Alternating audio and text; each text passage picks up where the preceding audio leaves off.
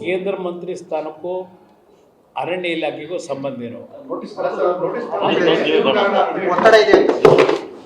ಯಾವುದಕ್ಕೆ ಒತ್ತಡ? ನಾನು ಏನಾದರೂ ಒತ್ತಡ ಹಾಕಿ ಅದರಲ್ಲಿ ನನ್ನ ಇಂಟರ್ಫೀರಿಯನ್ಸ್ ಇದ್ದರೆ, ಇವತ್ತು ಕಾನೂನು ಅಂತಕ್ಕಂಥದ್ದು ಎಲ್ಲರಿಗೂ ಒಂದೇ ತಾನೆ. ಹಲವಾರು ರೈತರು ಭೂಮಿನ ಏಕಾಏಕಿ ಬುಲ್ಡೋಸ್ ಮಾಡೋದಾರಲ್ಲ, 10 ವರ್ಷ 15 ವರ್ಷ ಮಾವಿನ ಗಿಡ ತೆಂಗಿನ ಗಿಡ ಹಾಕ್ತಾರೆ. ಅವತ್ತು ಇವ್ರ ಧ್ವನಿ ಎಲ್ಲೋಗಿತ್ತು ಆ ರೈತರ ಪರವಾಗಿ? ಇಲ್ಲಿ ಗೌರ್ಮೆಂಟು ಇತ್ತು. ಇಲ್ಲಿ ನಾನು ಹೇಳೋದವ್ರಿಗೆ ಆಯ್ತಪ್ಪ, ನಾನು ಇಂಟರ್ಫಿಯರೇ ಆಗ್ಬಿಟ್ಟಿದ್ದೀನಿ ಅಂತಲೇ ಇಟ್ಕೊಂಬಿಡೋದು, ನಾನು ಮಾಡೋದೇನೋ ನೋಟಿಸ್ ಕೊಡಿಸಿದ್ದೀನಿ ಅಂತಲೇ ಇಟ್ಕೊಂಬಿಡೋದು.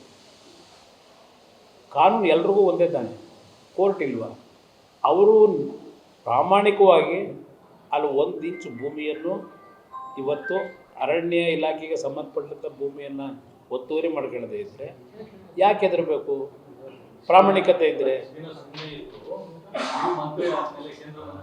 ಇದು ಹೋರಾಟ ನೆನ್ನೆ ನಾನು ಮಂತ್ರಿ ಆದಮೇಲೆ ನಡೀತಿಲ್ಲ, ಇದು ಎಷ್ಟು ವರ್ಷದಿಂದ ನಡೀತಾ ಇದೆ.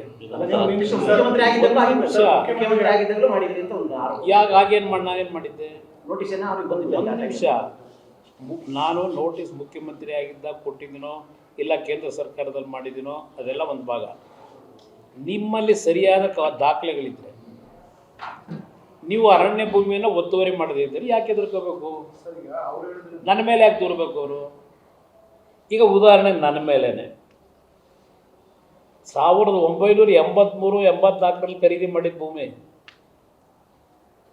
1983 ನಾನು ರಾಜಕಾರಣಕ್ಕೆ ಬರೋದಕ್ಕಿಂತ ಮುಂಚೆ ಯಾವುದೋ ಸಿನಿಮಾ ಹಂಚಿಕೆದಾರ ಇದ್ದೆ. ಅಲ್ಲಿ ನನಗೆ ಅದು ಎಂಥದ್ದು SIT ಮಾಡಿಬಿಟ್ರಲ್ಲ,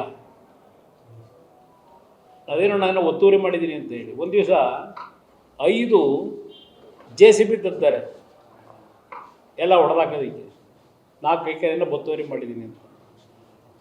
ನನಗಿನ್ನೂ 4 ಎಕರೆ ಖರೀದಿ ಮಾಡಿದ್ದೀನಲ್ಲ ಭೂಮಿ, ದನದ ಪತ್ರ ಇದೆಯಲ್ಲ, ಅದಕ್ಕಿನ್ನೂ 4 ಎಕರೆ ಶಾರ್ಟೇಜ್ ಇದೆ. ಅಲ್ಲಿ ನನಗೆ ಏನೇನು ಹಿಂಸೆ ಕೊಟ್ಟಿದ್ದೀರಿ, ಯಾವ ಥರ ಹಿಂಸೆ ಕೊಟ್ಟು? ನಾನು ಅರಣ್ಯ ಭೂಮಿ ತಗೊಂಡಿಲ್ಲ, ಎಷ್ಟು ತಿಂಗಳಿಂದ ನಡೀತಾ ಇದೆ, ದಿನ ಕೋರ್ಟಲ್ಲಿದ್ದ ಇದ್ದೀನಿ ನಾನು. ಅದು ನೀವು ಮಾಡಿಸಿದ್ದೀರ ಆಗಿದ್ರೆ ಸಿದ್ದರಾಮಯ್ಯನಿಗೆ ಹೇಳಿ.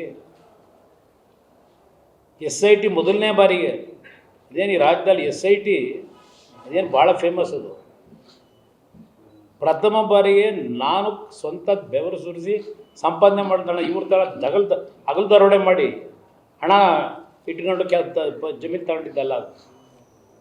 ಚಿತ್ರದ ಹಂಚಿಕೆದಾರನಾಗಿ ಪ್ರತಿನಿತ್ಯ ಅಲ್ಲಿ ಏನು ಕಲೆಕ್ಷನ್ ಬರೋದು ತಂದು ಒಂದು ರೈತನ ಮಕ್ಕಳು ನಾವು ರೈತರ ಭೂಮಿ ಇಟ್ಕೋಬೇಕು ಅಂತೇಳಿ ಪ್ರಾಮಾಣಿಕವಾಗಿ ತಗೊಂಡು ಭೂಮಿನ ನನಗೆ ಎಷ್ಟು ಹಿಂಸೆ ಕೊಟ್ಟಿದ್ದೀರಿ. ಈಗ ನಾನು ಹಾಗಂತ ಹೇಳಿದ್ದೀನ? ಇಲ್ಲಿವರೆಗೆ ಕೋರ್ಟ್ ಇದೆ, ಕಾನೂನಿದೆ, ನಡೀತದೆ ಚರ್ಚೆ. ಇಲ್ಲಿ ನೀವು ಮಾಡಿರೋದೇನು? ಎಷ್ಟೆಷ್ಟು ಕೊಡಬಲ್ಲೆ ಈ ಸರ್ಕಾರದ ಮಂತ್ರಿಗಳವರೆಲ್ಲ ಯಾರ್ಯಾರು ಏನು ಮಾಡಿ ಎಷ್ಟು ಕೆರೆ ನುಂಗವ್ರೆ, ಯಾರ್ಯಾರು ಭೂಮಿಗಳನ್ನ ಲಪ್ಟಾಯಿಸವ್ರೆ. ಟನ್ಗಟ್ಟಲೆ ಕೊಡ್ತೀನಿ, ಬಟ್ ಕೊಟ್ಟರು ಉಪಯೋಗ ಬರಲ್ಲ. ನಾನೀಗಾಗಲೇ 2009-10ರಿಂದ 13 ಸರ್ಕಾರದಲ್ಲಿ ಹೋರಾಟ ಮಾಡೋದಲ್ಲ, ಎಂತೆಂಥ ದಾಖಲೆ ಕೊಟ್ಟೆ. ಏನಾದರೂ ಅದಕ್ಕೆ ತಾರ್ಕಿಕ ತಗೊಂಡೋಗಕ್ಕಾಯ್ತಾ ಈ ದೇಶದಲ್ಲಿ? ಇದು ನನಗಾಗಿರೋ ಅನುಭವ. ಅದರಿಂದ ಇಲ್ಲಿ ನಿಮ್ಮ ಸ್ವಾರ್ಥಕ್ಕೆ ರೈತರು ಉಪಯೋಗ ಮಾಡ್ಕೋಬೇಡಿ. ನಾನೀಗ ಅಯ್ಯೋ ನನ್ನ ಭೂಮಿ ಲಪ್ಟಾಯಿಸ್ತಾವ್ರಪ್ಪ, ಬನ್ನಿ ನನ್ನ ಬೆಳೆಸಿರೋರು ಅಂತೇಳಿ ಜನ ಕರ್ಕೊಂಡು ನಿಲ್ಲಿಸ್ಕೊಂಡು ನಾವತ್ತು ತಂದಿರಲ್ಲ 5-6 JCBಗಳನ್ನ ಕೂತಾಕಕ್ಕೆ. ಇವ್ರಿಗೂ ನನಗೂ ಇರೋ ವ್ಯತ್ಯಾಸ ಇದು. ಕೆಲವರು ದುಡ್ಡಿದೆ, ಕೊಂಡ್ಕೊತಾರೆ ಬೇಕಾದ ಸಂಸ್ಥೆನ,